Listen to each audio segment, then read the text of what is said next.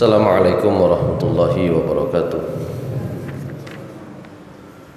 Alhamdulillahi rabbil alamin, wa bihi nasta'inu ala umurid dunya waddin, wassalatu wassalamu ala ashrafil anbiya'i wal mursalin, nabiyina Muhammadin wa ala alihi wa sahbihi ajma'in, amma ba'du. Qala Allah ta'ala fi kitabihil karim, a'udzu billahi minasy syaithanir rajim. Bismillahirrahmanirrahim. Ya ayyuhalladzina amanu taqullaha haqqa tuqatih wa la tamutunna illa wa antum muslimun. Shadaqallahul azim. Masyaallah muslimin, jamaah salat maghrib di Masjid Al-Ikhlas yang dimuliakan Allah Subhanahu wa taala, kita lanjutkan kajian kita di bab salat dalam kitab Fiqhus Sunnah. Pertama, kita sudah membahas tentang kedudukan salat di dalam Al-Qur'an, di dalam sabda-sabda Nabi Muhammad SAW. Sudah jelas bahwa salat merupakan ibadah yang menempati prioritas pertama di dalam ajaran Islam. Bahkan beberapa ayat Al-Quran ketika bicara tentang amal-amal kebaikan, misalnya di dalam surat Al-Ma'arij kemarin kita bahas, diawali dengan ibadah sholat, diakhiri juga dengan ibadah sholat. Demikian pula yang lebih pendek di dalam surah Al-Mu'minun juga demikian. Nah, kita sekarang masuk pembahasan berikutnya, karena ibadah sholat merupakan ibadah menempati peringkat pertama untuk dikerjakan, ya. Dan hukumnya adalah fardu. Pembahasan berikutnya, bagaimana kalau sholat itu ditinggalkan.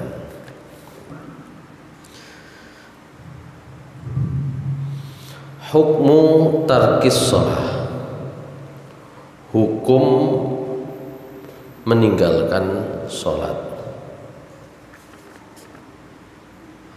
Hukum meninggalkan sholat itu nanti bisa diambil dari beberapa keterangan baik Al-Quran maupun hadis. Dari sanalah para ulama nanti memiliki istinbat hukum yang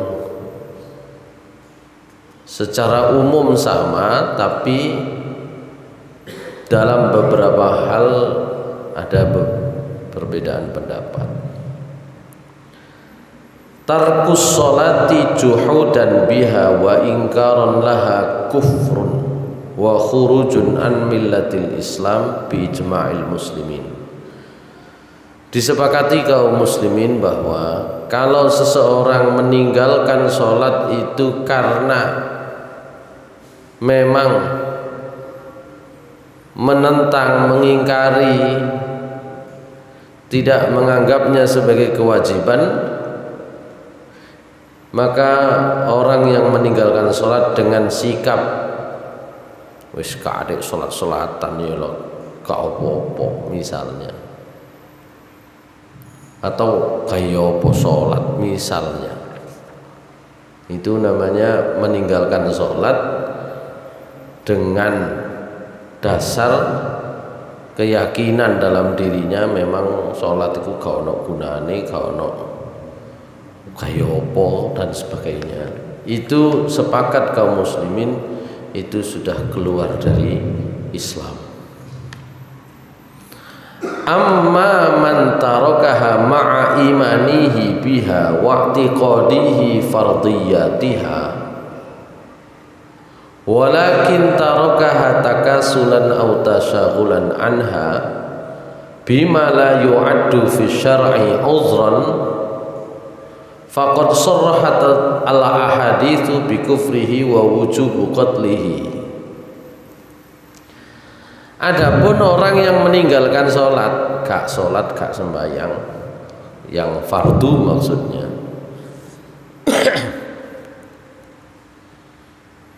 meskipun masih mengimani, meskipun masih meyakini tentang kewajiban sholat, nggih saged uga mergo males. Lho sampean gak ngerti nek salat iku wajib, nggih ngerti. Lho kok gak salat? Repot teh. Apakah karena males, apakah karena rumangsa repot, tidak bisa menyempatkan diri dan seterusnya, dan itu tidak termasuk uzur syar'i, faqad sarrahatil ahadits bi kufrihi. Hadis-hadis yang diperoleh dari Rasulullah SAW itu memang kalau sudah meninggalkan itu tetap bunyinya memang kufur. Bahkan ada yang sampai halal darahnya. Hadis yang menyatakan bahwa orang yang meninggalkan sholat apapun alasannya itu kufur, itu kalau dilihat ada beberapa. Pertama, an Jabirin qala Rasulullah sallallahu alaihi wasallam bainar rajuli wa bainal kufri tarkus shalah. Nah, ini redaksinya sederhana. Ya. Antara seseorang itu posisinya antara iman dan kufur itu pembedanya cuma tarkus shalah, meninggalkan sholat. Hadis riwayat Ahmad, riwayat Muslim, Abu Dawud, Tirmidzi, Ibnu Majah. Jelas. Jadi batese wong iman ambek gak iman niku ya sholat. Nah, gitu ya. Batasnya kufur, batas kekufurannya seseorang adalah ketika sudah meninggalkan sholat. Meskipun nanti kesimpulan hukumnya di mata para ulama bisa berbeda-beda.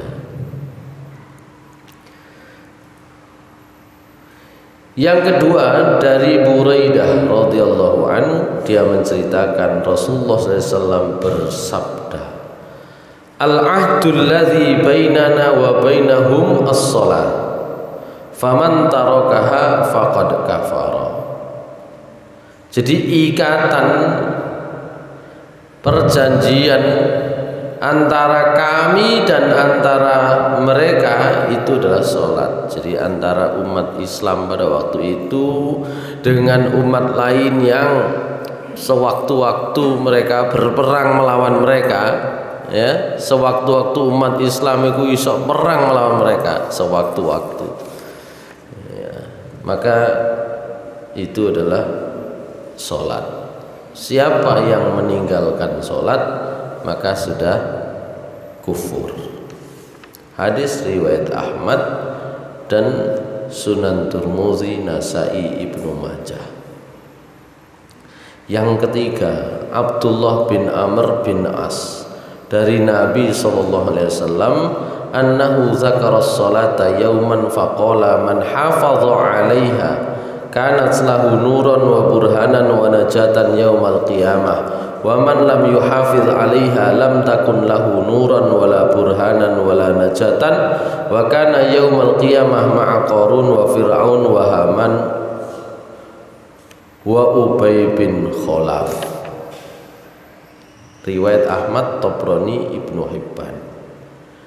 Kata Nabi SAW ketika suatu saat berbicara tentang sholat, beliau menyatakan siapa yang memelihara sholat maka dia memiliki cahaya, wa burhanan memiliki bukti keimanan, wa najatan yaumal qiyamah dia memiliki kartu pas selamat hari kiamat ya. Tapi siapa yang tidak memelihara sholat, lam takun lahu nurun, dia tidak memiliki cahaya, dia tidak memiliki bukti, dan dia tidak memiliki kartu keselamatan, tidak memiliki kunci keselamatan. Dan pada hari kiamat dia bersama Qarun, bersama Fir'aun, bersama Haman, bersama Ubay bin Khalaf.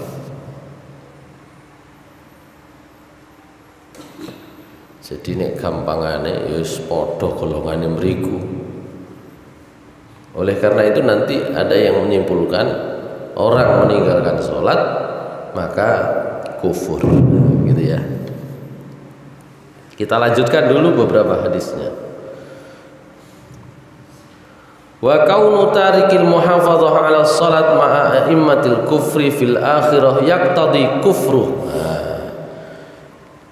Jadi ada yang menyimpulkan orang yang meninggalkan sholat, tidak menjaga sholat, kok kemudian itu dikelompokkan oleh Nabi SAW bersama orang-orang kafir di akhirat. Oh, berarti sama kufurnya. Ibnul Qayyim mengatakan tarikul muhafadzah 'ala shalah imma ayyushghilahu maluhu aw mulkuhu aw riyasatuhu aw tijaratuhu. Orang yang tidak memelihara sholatnya apakah karena repot dunyane, repot kekuasaane, repot kursine,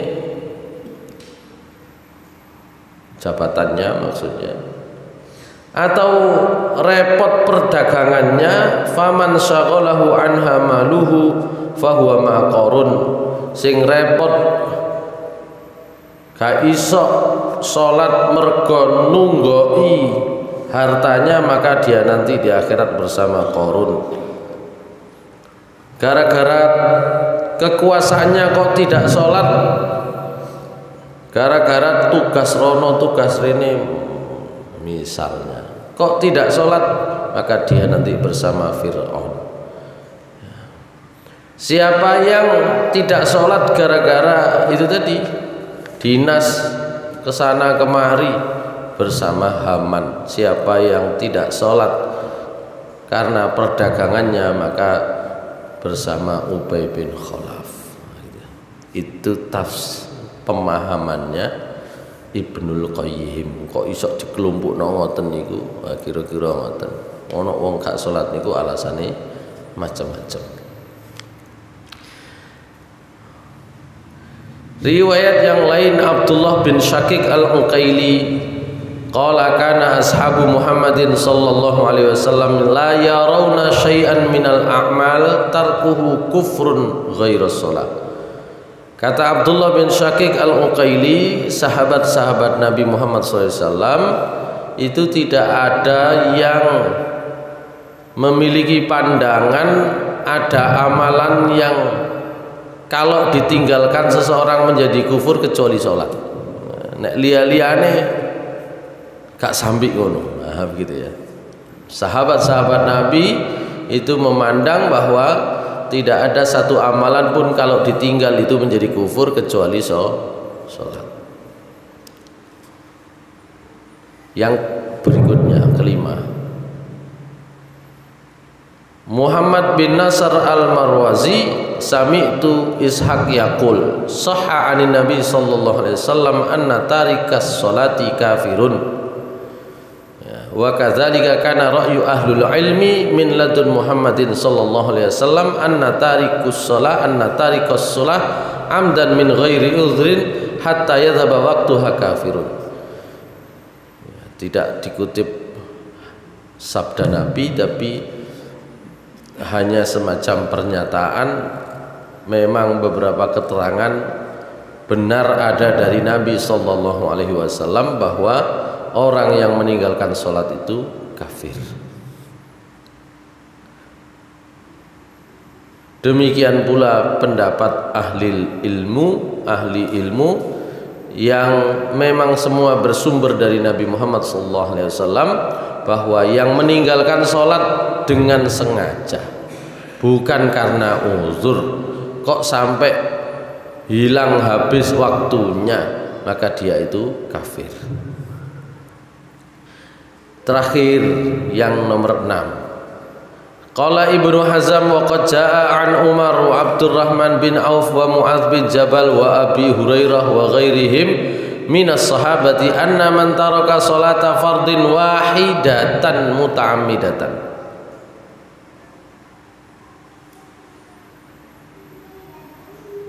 hatta yakhruja waqtuha fahuwa kafirun murtadun wa la na'lamu li haula'i sahabati mukhalifan. Hanya riwayat saja dari Umar, dari Abdurrahman bin Auf, dari Mu'adz bin Jabal, dari Abu Hurairah dan beberapa orang kalangan sahabat itu mereka berpendapat bahwa orang yang meninggalkan sholat fardu satu kali saja, satu kali. Kok sengaja satu kali saja? Sengaja, bukan karena ketiduran, bukan karena lupa, bukan karena hilang ingatan. Itu yang uzur syar'i itu begitu. Sakit uzur syar'i mboten. Sakit tetap wajib sholat. Sakit kok sampai lali, sampai mergo gak eling, mergo sakit, itu beda lagi. Itu karena tidak ingat, itu karena hilang ingatan, itu karena ketiduran atau karena pengaruh obat bius, macam beda lagi. Tapi yang sengaja, ya, meninggalkan satu kali saja sholat, kata beberapa sahabat tadi itu, maka fahuwa kafirun murtadun, kafir murtad. Keras ke nang kene ya apa dikene ngene sakniki.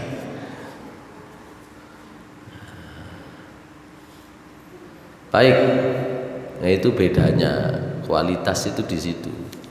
Apa kok wong biyen niku sahabat-sahabat Nabi itu kok sukses dalam hal ukuran situ itu kerasnya, keras dalam pengertian konsistennya, gitu ya. Wong sakniki niku lho pegawai negeri, nah ini Pak Matris oleh surat edaran anyar ya, dikongkon ben jam 10 ngrungokno Pancasila, ben jam 10 dikongkon ngrungokno napa lagu Indonesia Raya ya. Kirangan dinone diatur ya napa kan ngoten nggih.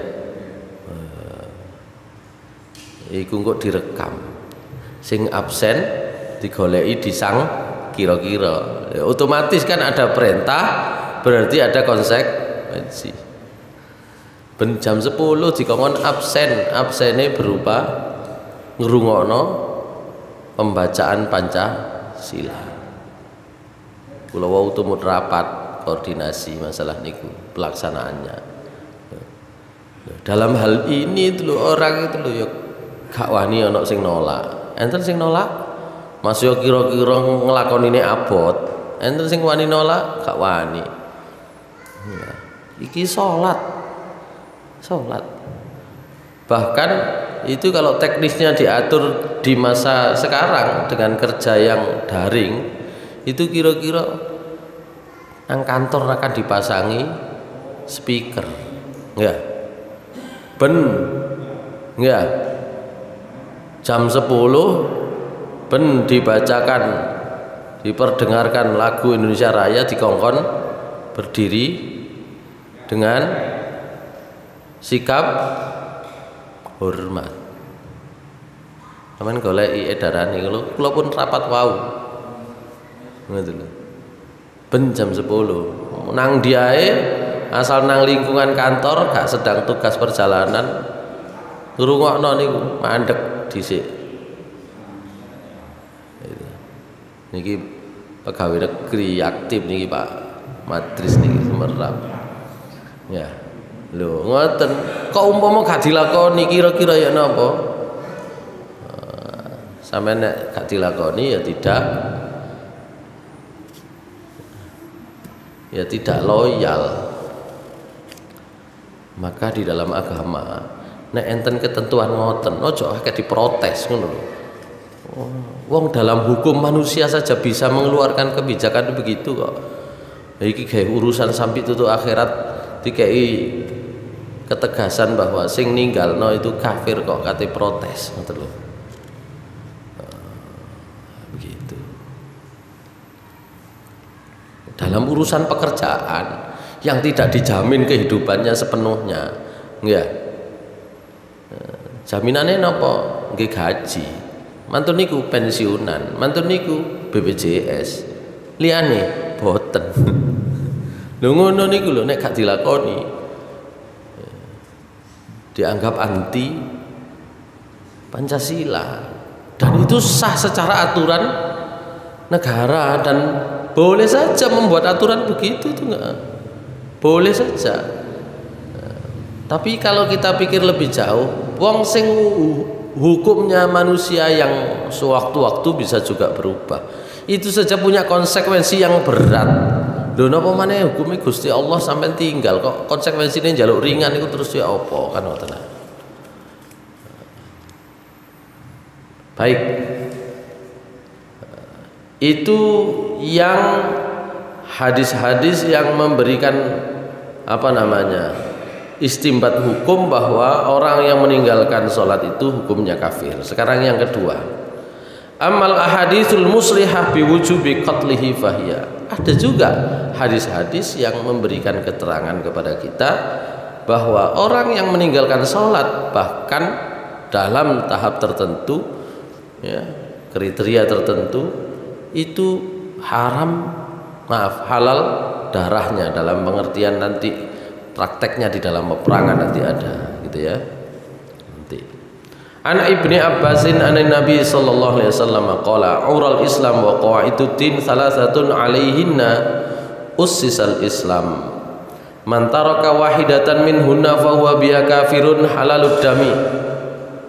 Kata Rasulullah sallallahu alaihi wasallam, tali Islam itu dan pokok-pokok agama Islam itu ada 3. Di atas tali-tali, di atas pokok-pokok agama Islam tersebutlah agama Islam itu dibangun. Siapa yang meninggalkan salah satu saja dari ketiga tali tersebut, maka dia itu boleh disebut kafir dan halal darahnya. Yang pertama adalah syahadat tidak ada Tuhan selain Allah, tentu saja, dan syahadat bahwa Muhammad adalah Rasulullah.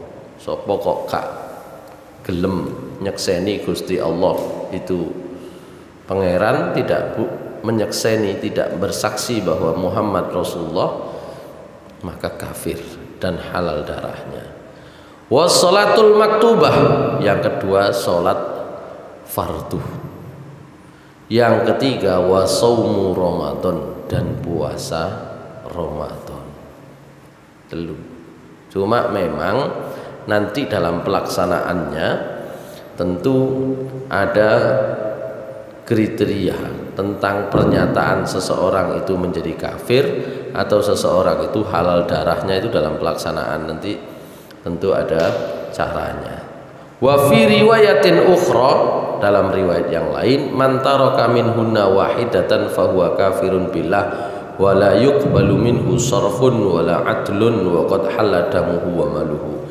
Dalam riwayat yang lain, hadis tadi diriwayatkan oleh Abu Ya'la, ya, tidak dalam hadis yang kitab hadis yang populer, tapi Abu Ya'la ini termasuk juga salah satu penulis hadis. Dalam riwayat yang lain, siapa yang meninggalkan salah satu di antara 3 pondasi agama itu, dia sudah disebut kafir kepada Allah dan tidak bisa diterima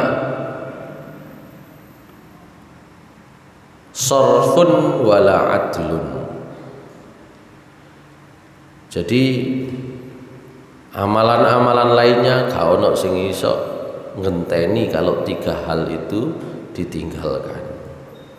Dan karena itu halal darahnya dan halal hartanya. Yang kedua dari Ibnu Umar radhiyallahu an, Nabi sallallahu alaihi wasallam bersabda, "Umirtu an uqatilan nas hatta yashhadu an la ilaha illallah wa anna Muhammadan Rasulullah wa yuqimus shalah wa yu'tuz zakah fa idza fa'alu dzalika 'asamu minni dima'ahum wa amwaluhum illa bihaqqil Islam wa hisabuhum Allahi azza wa jalla."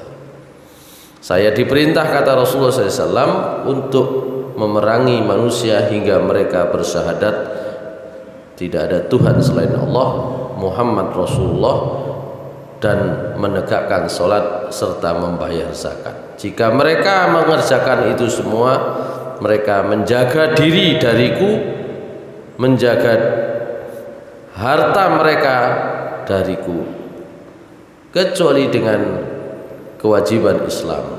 Wa hisabuhum Allah, dan hisabnya diberikan ya kepada Allah Subhanahu wa taala. Yang ketiga dari Ummu Salamah, Rasulullah SAW bersabda, "Innahu yasta'milu alaikum umara fata'rifuna wa tunkiruna faman kariha faqad bari'a wa man ankara faqad salima walakin man radiya wa taba'a." Qalu ya Rasulullah ala nuqatilhum, qalu la ma sallu. Kata Rasulullah SAW, suatu saat nanti akan ada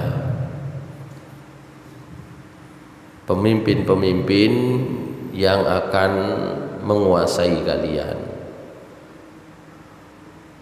Mereka adalah orang-orang yang kamu kenal, maksudnya ya mereka itu orang Islam. Wa tungkiruna, tapi kalian juga akan mengingkari, gak cocok gitu ya. Maka faman kariha, sapa sing ketemu pemimpin koyok ngene niki, terus kemudian kariha, gak seneng, faqad bari'a, maka dia sudah lepas ya, lepas beban, lepas dosa. Wa man angkara faqad salima, siapa yang mengingkari, bukan sekedar tidak suka, mengingkari ya, faqad salima, orang ini selamat. Tapi siapa yang ridho dan mengikuti, ini bahaya. Qalu, mereka akan bertanya para sahabat, ya Rasulullah, wahai Rasulullah, alla nuqatilahum, apakah kami boleh membunuh pemimpin semacam itu? Qala, Rasulullah menjawab, la ma sallu, tidak boleh selama mereka sholat. Ini juga yang menjadi dasar ya, khususnya di kalangan kaum salafi maksudnya, bukan kaum salaf, kelompok salafi, demo itu gak oleh. Apa soal sik sholat gitu ya. Selama pemimpin itu sik sholat, gak oleh di demo, wis cukup, gak cocok ngono tok ae. Gitu. Tapi di sini ada dua pertanyaan, dua kriteria. Sapa sing kariha, tidak suka, maka bari'a, ya dhek wis lepas dosa. Tapi nek iso man angkara, mau menyatakan napa, penolakan, untuk ditolak gitu ya. Meskipun tidak boleh sampai diperangi, tapi kudu ditolak, maka selamat ini gitu ya. Ya gitu. Baik, tapi kuncinya sama, selama masih sholat tidak boleh diperangi. Nah, nek kangge kanca salafi, demo itu masuk kategori merangi. Mungkin lo ya paham ini sampai sekarang gitu ya. Baik, padahal demo itu menunjukkan pengingkaran, penolakan kita terhadap apa yang dilakukan. Baik, Maka dalam hadis ini ja'alal mani' min muqatalati umara'il jawr as-shalah. Di dalam hadis ini ya Rasulullah SAW menjadikan indikator yang menghalangi kita untuk memerangi para amir, para pemimpin yang jaur, ya, jauris sultan, yang jair, yang zalim, itu adalah sholat, ya. Memerangi, nek protes masuk ora oleh, ya kudu protes itu ya. Baik.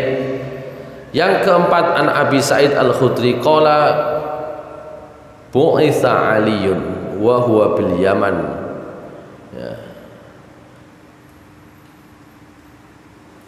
Maaf, ba'atsa Aliyun wa huwa bil Yaman ila Nabi sallallahu alaihi wasallam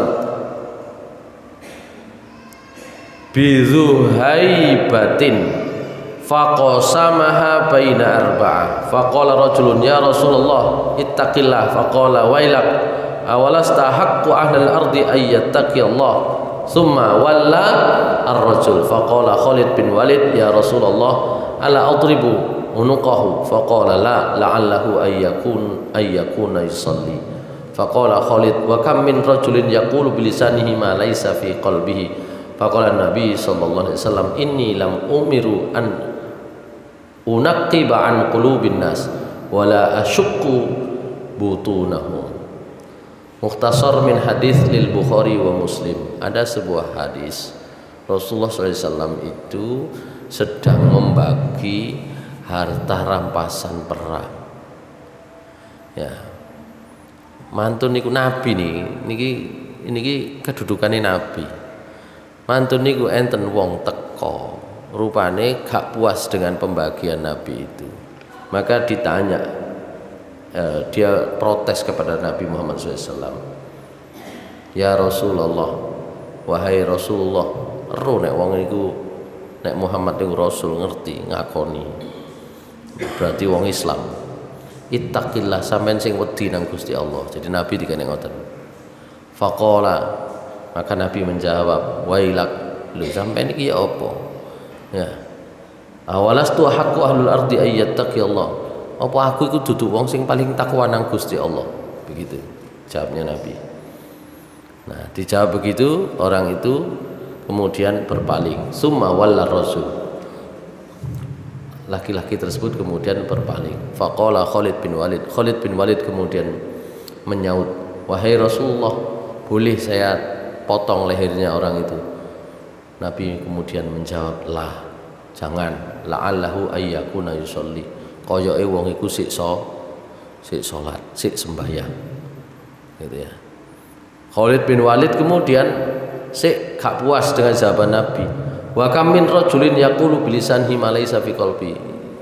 Kan kathah Nabi wong ngaku iman, wong mungkin ketoki salat tapi atine mboten.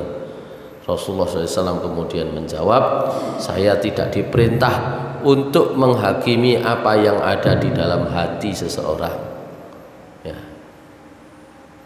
ya sing ketok ae, gitu ya. Baik, dari hadis-hadis itu sekarang kita coba pindah ra'yu ba'dil ulama. Al ahaditsul mutaqaddimah zahiruha yaqtadi kufru tarikis shalah wa ibahatu damihi. Hadis-hadis yang terdahulu secara zahir itu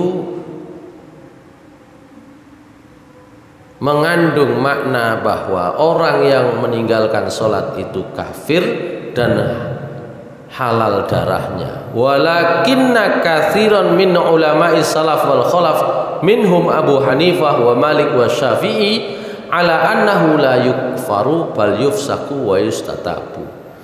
Tetapi kebanyakan ulama baik dulu maupun sekarang, misalnya Abu Hanifah, Malik, Syafi'i, itu tidak sampai mengkafirkannya, tapi disebutlah orang yang meninggalkan sholat meninggalkan sholat dengan sengaja, menurut Abu Hanifah, menurut Imam Malik, menurut Imam Abu Hanifah, menurut Imam Syafi'i, mereka itu tidak sampai kafir tetapi fasik wa yustatabu, dan mereka harus diminta bertaubat gitu. Fasik kedudukannya. Nek hadise munine kafir, hadise munine halal darahnya. Tapi Abu Hanifah, Malik dan Syafi'i itu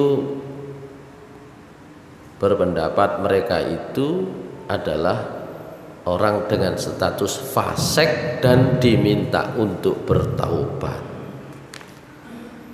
Jadi enten prosesnya dhisik. Fa in lam yatub, kok gak gelem tobat, kok gak gelem ngakoni salah. Qutila haddan inda Malik wa Syafi'i wa ghairihima. Menurut Imam Malik dan Imam Syafi'i dan beberapa orang itu boleh dibunuh ya sebagai hukum had gitu. Jadi ada proses pengadilan dhisik. Diadili dhisik. Sampeyan gak gelem dikongkon tobat, mboten. Kula pancet ngene ae. Nah, itu baru diproses di pengadilan, bisa dihukum mati kalau keputusan pengadilan nanti ke sana. Begitu prosesnya nggih. Wa qala Abu Hanifah, tapi Abu Hanifah berpendapat la yuqtalu bal yu'azzaru wa yuhbasu hatta yusolliya. Nek Abu Hanifah boten, tidak usah sampai dibunuh, dihukum takzir saja, dihukum badan, mau dicambuk, mau diopo, atau yuhbasu, atau di penjara sampai gelem sholat. Itu Abu Hanifah. Wa hamalu ahadits takfir alal jahid awil mustahil litarki wa araduha bi ba'din nususil ammah.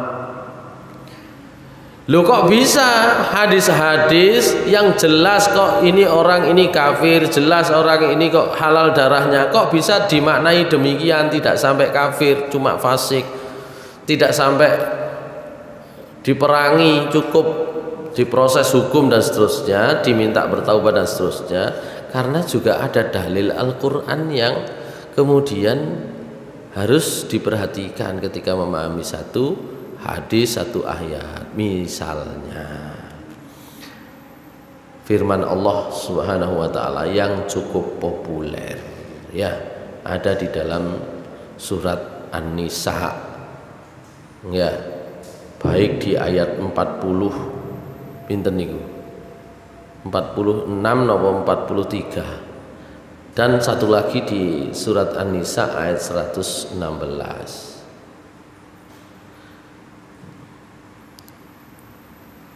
Bismillahirrahmanirrahim.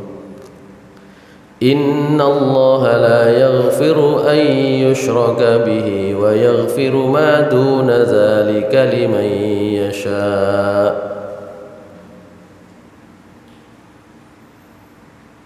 Wa man yushrik billahi faqad iftara itsman 'azima.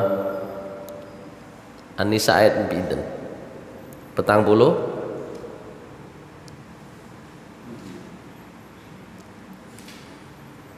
keliru niki, bukune tulisannya An-Nisa, mestine surat nggih enten An-Nisa 40.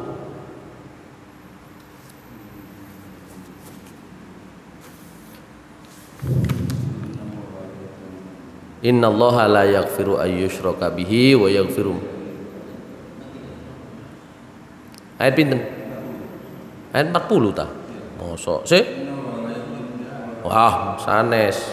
La yaghfiru ay yushraka bihi wa yaghfiru ma duna dzalika liman yasha. Wa man yusyrik billahi faqad iftara itsman 'azima.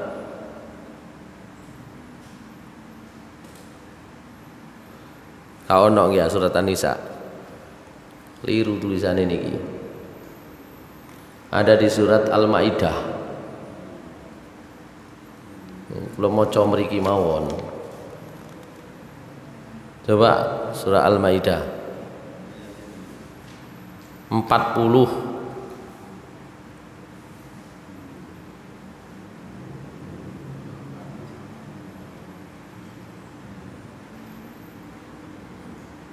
Ayo Cak Catur, sampean sing gampang mesti nih, gak geser-geser.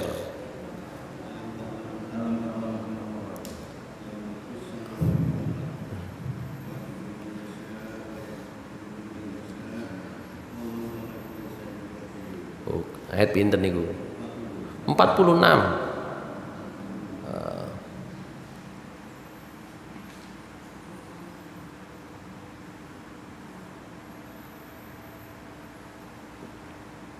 Napa ayatnya?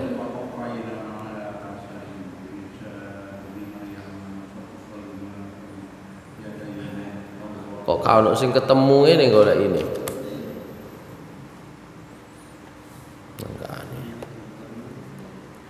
Oh niki lho kan.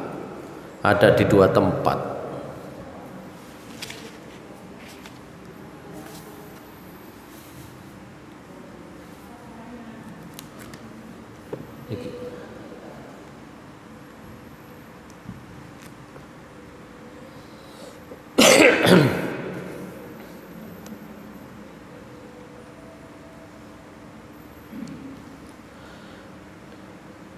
An-Nisa 116 dulu.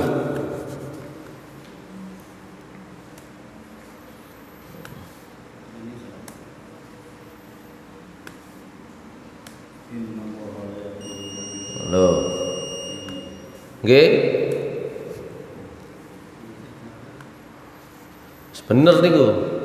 Punah. Surat An-Nisa 116.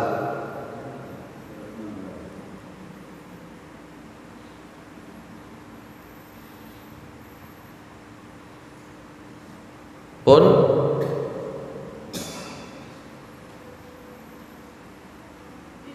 napa kepanggine?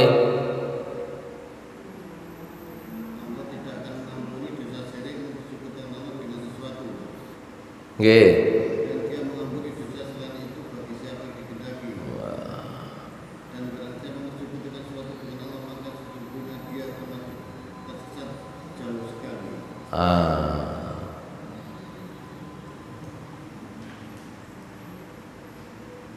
Surat An-Nisa ayat 116 ini ada 2 ayat ini mirip gitu ya. Jadi yang sudah ketemu ayat 116.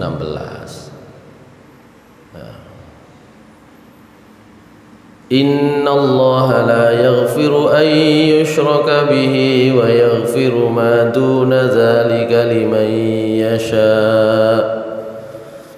Wa man yushrik billahi faqad dhalla dhalalan ba'ida.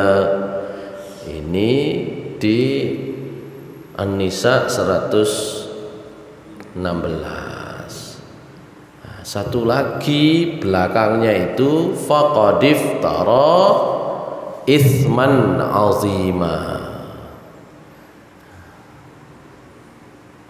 Innallaha la yaghfiru an yushraka bihi wa yaghfiru ma duna dzalika liman yasha. Wa man yushrik billahi faqad iftara itsman 'azima. Itu ayat 48.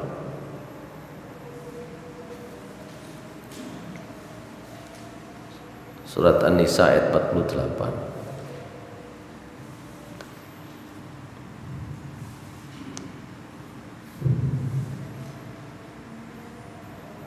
Kepanggih aja catur.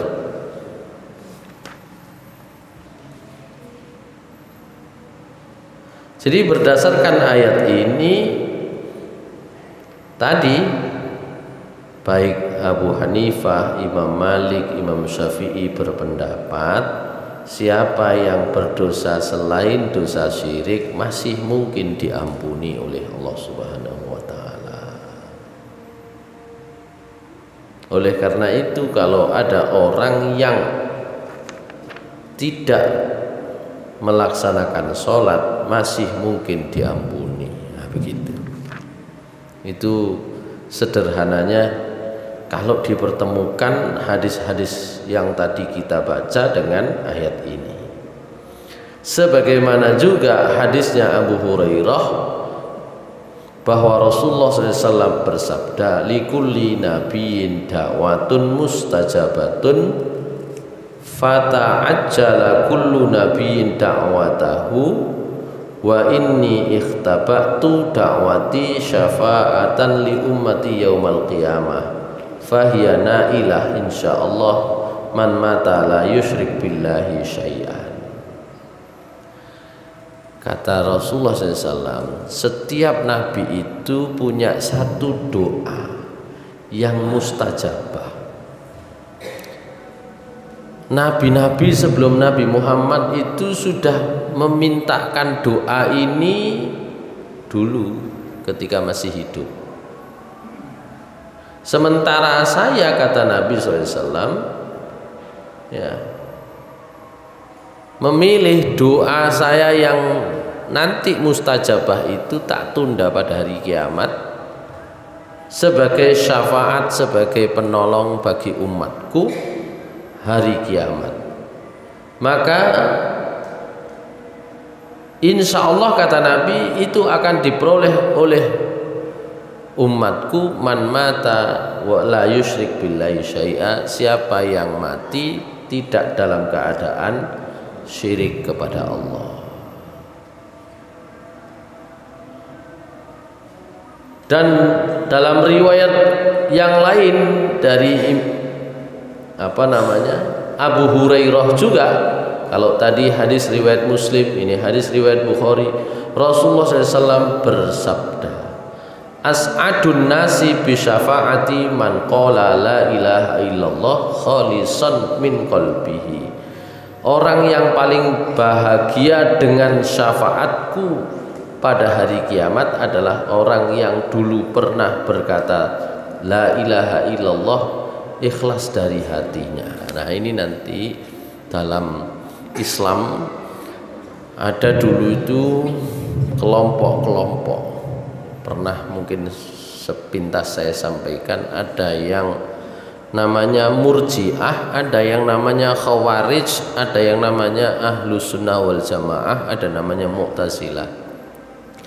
Gara-gara ini ku ada Syiah. Gara-gara ini ku apa yang disebut dengan Khawarij. Khawarij itu artinya orang-orang yang keluar. Maksudnya keluar dari barisannya Ali. Jadi waktu enten perang antara Ali bin Abi Thalib dengan Muawiyah bin Abi Sufyan untuk saling mengklaim kekhalifahan sapa sing berhak, kan masalahnya Ali niku munggah jadi khalifah karena tewasnya Utsman bin Affan. Khalifah Utsman bin Affan niku tewas ditikam. Ditikam niku dipateni teko mburi oleh salah seorang demonstran. Ya, jadi waktu niku pun enten demonstrasi. Ya. Dan Utsman meninggal karena itu. Dengan sebab itu. Nah, naiklah Ali bin Abi Thalib. Ali bin Abi Thalib naik punya PR menyelesaikan siapa pembunuhnya Utsman. Menurut versi Muawiyah, Muawiyah itu waktu itu sudah menjadi gubernur Damaskus, Syria.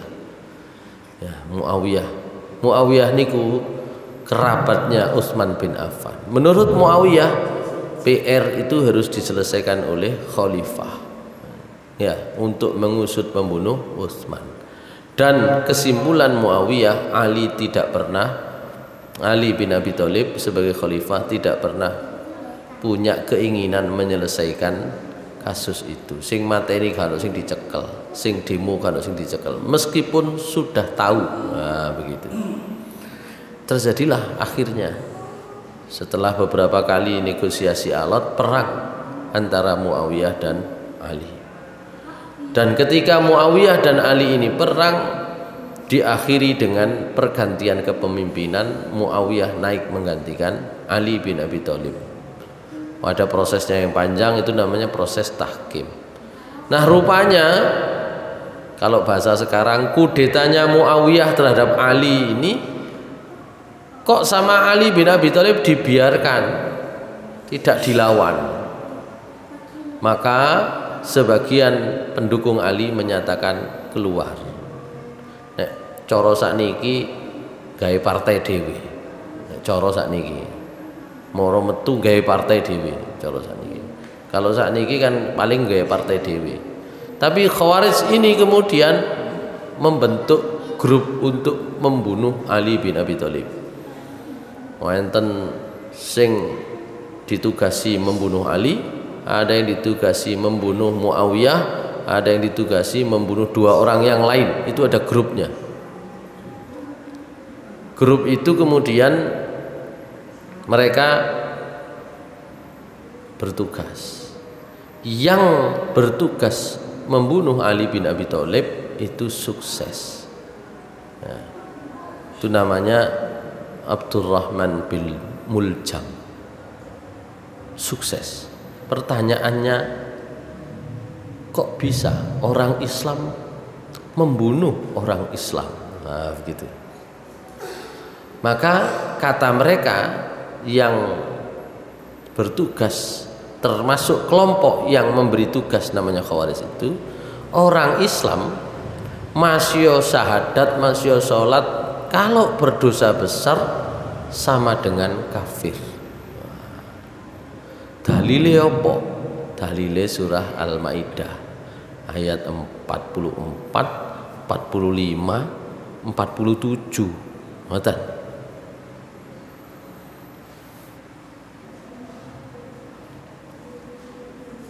Jadi kerang dalile. Nah, karena itu nanti menggunakan ayat ini perlu kebijaksanaan. Ya. Dianggap hukum yang berlaku sejak masa nabi-nabi sebelum Nabi Muhammad, dan itulah hukum Allah kepada umat-umat terdahulu, itu juga berlaku kepada umatnya Nabi Muhammad. Kalau di dalam ayat 44, ayatnya panjang sekali.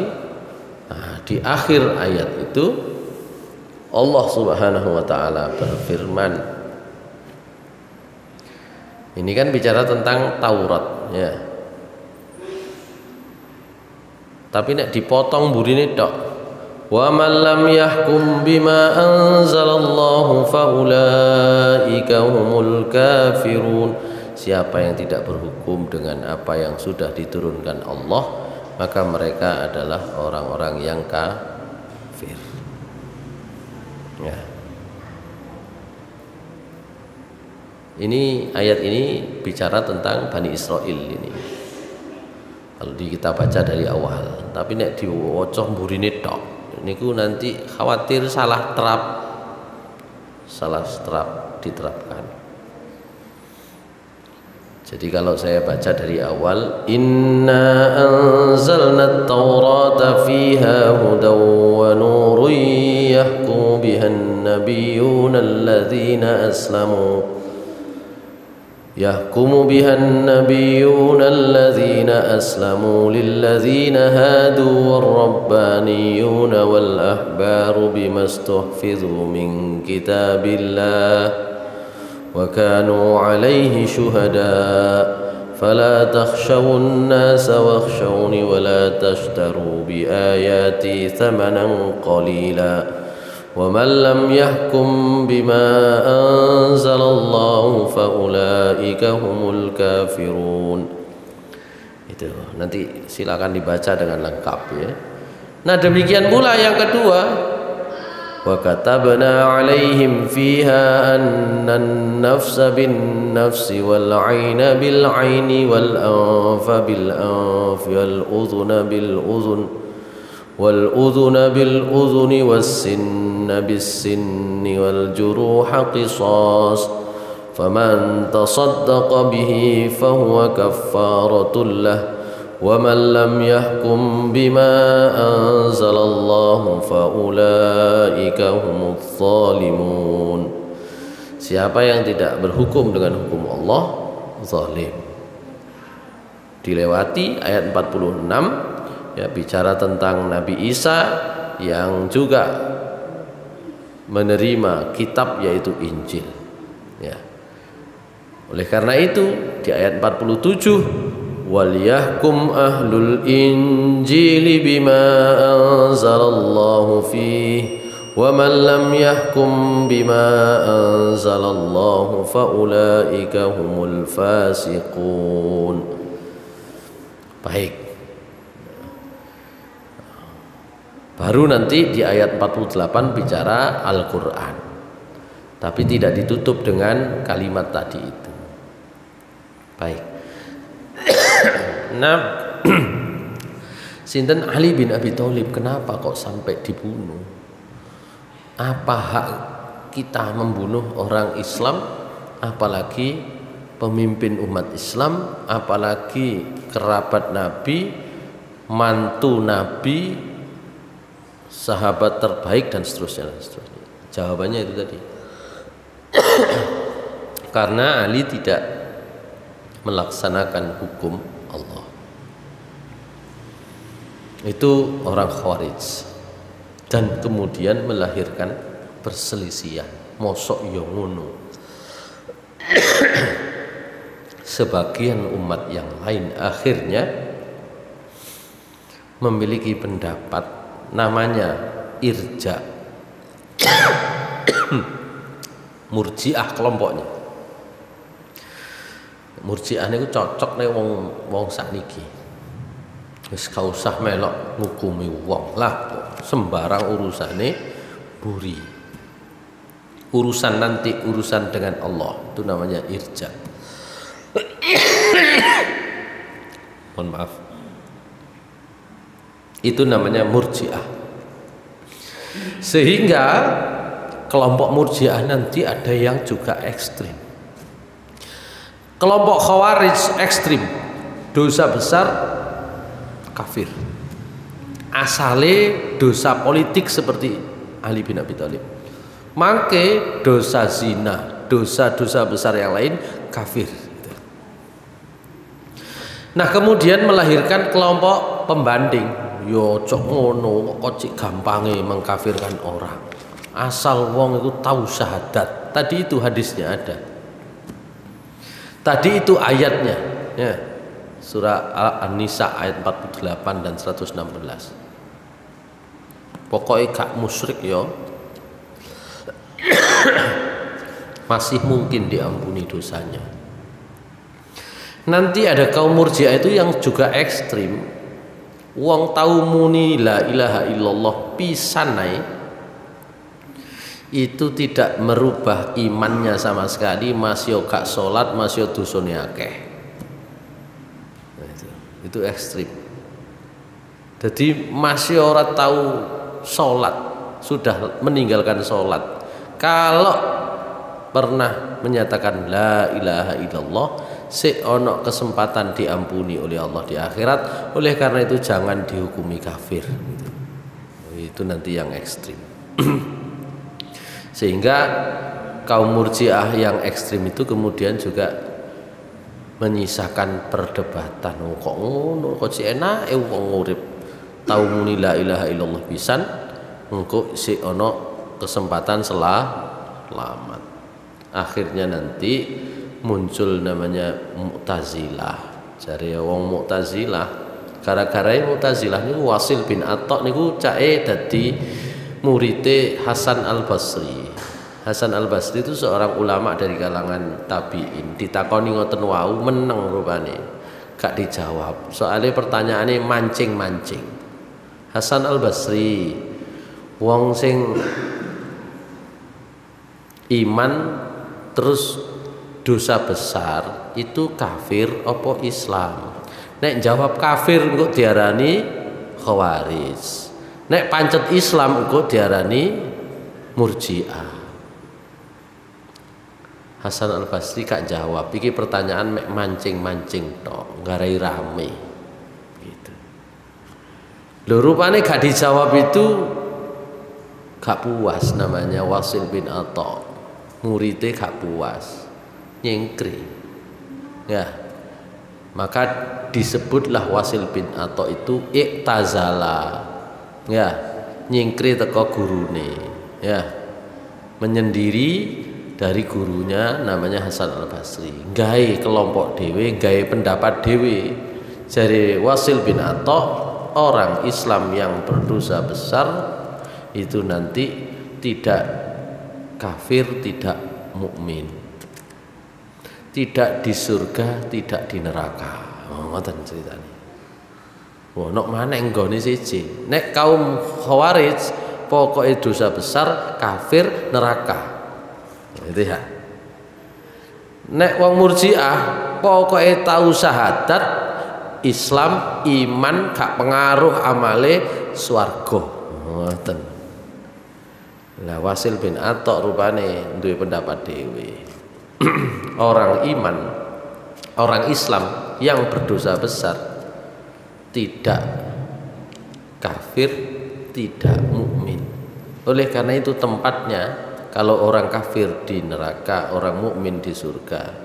Maka orang Islam yang berdosa besar karena tidak kafir, tidak mukmin, maka tidak di surga, tidak di neraka. Tuh, nang di mana alamate? Ngoten ceritanya. Meskipun dalam keterangan baik itu dalil Al-Qur'an, hadis, gak ono nggon liyane. Tapi menurut Wasil bin Atha kudu ono nggone liyane. Itu namanya al-manzilah bainal manzilataini. Nanti di surga dan neraka, di antara surga dan neraka itu ono nggon dhewe kaya wong ngono iku. Suatu saat gantian Wasil bin Atha pun kathah pengikuti. Niki lebih banyak menggunakan akal pikiran, karena kalau dari dalil Al-Qur'an jelas kalau enggak surga neraka alamatnya. Namanya ini nanti yang menjadi apa namanya tokohnya Ahlus Sunnah wal Jamaah gitu ya. Namanya Al-Asy'ari ya. Al-Asy'ari ini tanya sama Wasil bin Atha gantian. Nek biyen Wasil bin Atha dadi murid ninggal gurune. Nah, ini Al-Asy'ari ini dadi murid, takon nang gurune Wasil bin Atha. Wasil bin Atha, nek wong iman nggone teng pundi? Swarga. Nek wong kafir neraka. Lah nek lari alit nggone teng pundi? Wong iman swarga, wong kafir neraka. Wong Islam tapi dosa besar antara surga dan neraka. Ngoten ya. Sing ditakoni mboten niki, mboten sing ketiga. Tapi sing ditakokno kali Al-Asy'ari itu adalah arek cilik. Arek cilik. Oh, arek cilik karena rahmat Allah Subhanahu wa taala masuk surga. Kok saged masuk surga? Wong dhek niku amale dereng kecatet to. Dosane ya kurang kecatet. Ngono. Maksude apa mungkin nang antara surga dan neraka lah padha ambek iku mang? Mboten. Jawabe tetep nang swarga. Kenapa? Karena rahmat Allah Subhanahu wa taala. Allah Maha tahu nek dhek iku sampai gede iso-iso mlebu neraka. Engko iso-iso kafir dipateni cilik mlebu swarga. Mantun niku akhire Al-Asy'ari takon maneh. Nek ngono sing wong Islam dosa besar protes. Apa aku kok gak dipateni cilik ae? Ngoten. Apa kok arek cilik iku sing dipateni? Allah kan eru.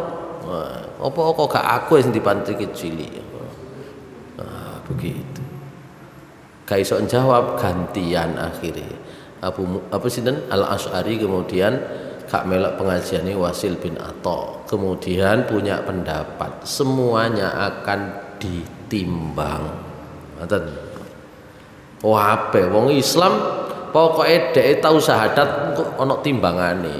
Nah, jadi kalau selama ini kita diajari tentang timbangan amal, mizanul amal, itu sebenarnya fahamnya itu faham ahlus sunnah wal jamaah.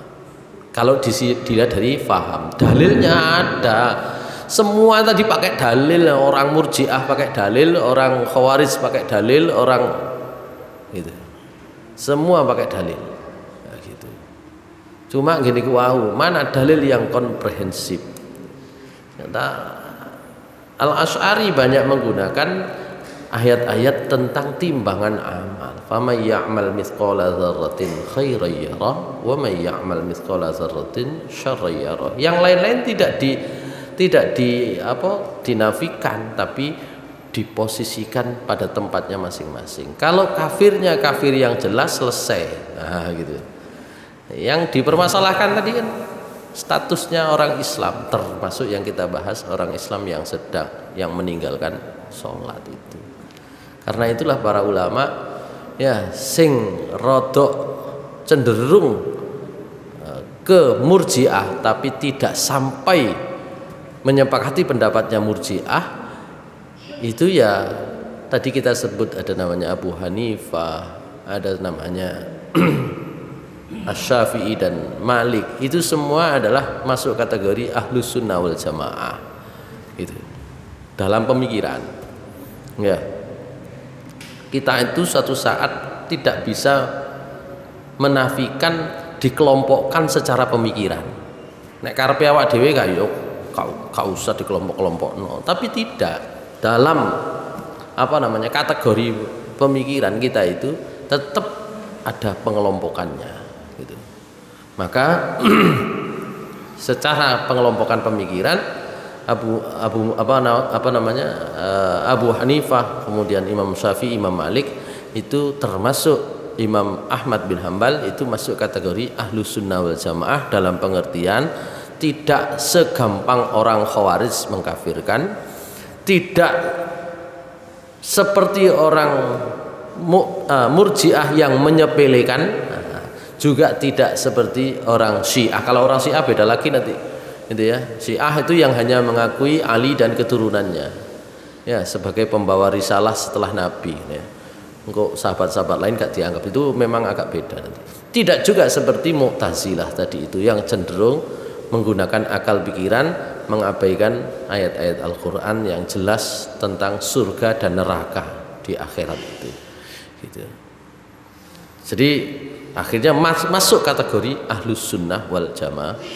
Ahlus Sunnah wal Jamaah itu nanti kategorinya gini, wow. Kalau Al-Asy'ari lebih cenderung rodok longgar, lebih dekat ke Murji'ah tapi tidak se-ekstrim Murji'ah. Nek wong Murji'ah niku gak ada amal, gak ada pengaruh, sampean salat gak ada pengaruh, pokoknya iman beres. Sampean salat gak iman ya tetep gak ada artinya.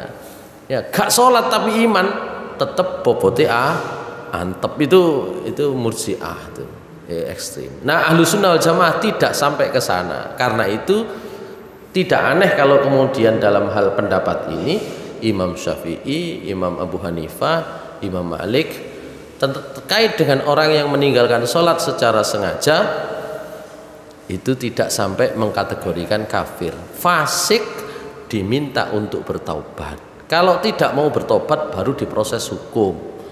Proses hukum, hukumannya bisa maksimal, hukuman mati bisa, tapi tidak selalu. Imam Abu Hanifah ojo sampai hukuman mati, hukuman fisik saja, hukuman takzir atau ditahan sampai dia mau tobat itu. Tapi Imam Ahmad bin Hambal mboten, termasuk agak keras. Ada munazarah fi tarikis shalah, ya, ada namanya munazarah, ada namanya diskusi antara Imam Syafi'i dengan muridnya Imam Ahmad bin Hambal radhiyallahu anhu. Tanazara fi tarikis shalah qala Syafi'i. Imam Ahmad itu berpendapat orang yang meninggalkan salat itu kafir. Imam Syafi'i akhirnya kemudian niki guru murid tapi statusnya podo ulamae, podo ilmuannya kan gitu ya, podo ahli fikihnya. Imam Syafi'i bertanya, "Ya Ahmad, ataqulu innahu yukfar?" Wahai Ahmad, wong sing ninggalno salat sengaja iku apa dihukumi kafir? Qala na'am, nggih guru. Qala idza kana kafiran fabima yuslimu. Nek encene masuk kategori kafir, Isok diarani Islam apa kriteriae? Qala yaqulu la ilaha illallah Muhammad Rasulullah. Lho wong Islam niku kriteriae orang yang berkata la ilaha illallah Muhammad Rasulullah. Qala Syafi'i, Imam Syafi'i bertanya lagi, farrajulu mustadimun li hadzal qaul lam yatruk. Lah wong sing ninggalno salat itu kan ya tau muni la ilaha illallah Muhammad Rasulullah itu kan nang ati kan gak iso ilang wis tau muni. Kecuali muni aku gak percaya. Muni pancet muni, cuma gak salat. Lah mosok mari ngono apa namanya disebut kafir. Qala yuslim bi ayyusalli. Ya dia Islam syaratnya kalau sholat. Kalau enggak sholat muni kafir tok, ya muni la ilaha illallah tok, ya tetap kafir kalau dia memang mau disebut muslim. Qala sholatul kafir la tasihhu wa la yuhkamu lahu bil islam biha. Fasakatal Imam Ahmad rahimahullahu taala. Lah kalau dia itu masih kafir kalau dalam keadaan belum sholat, ya hanya menyatakan la ilaha illallah tok, ya tidak sholat itu masih kafir, ya maka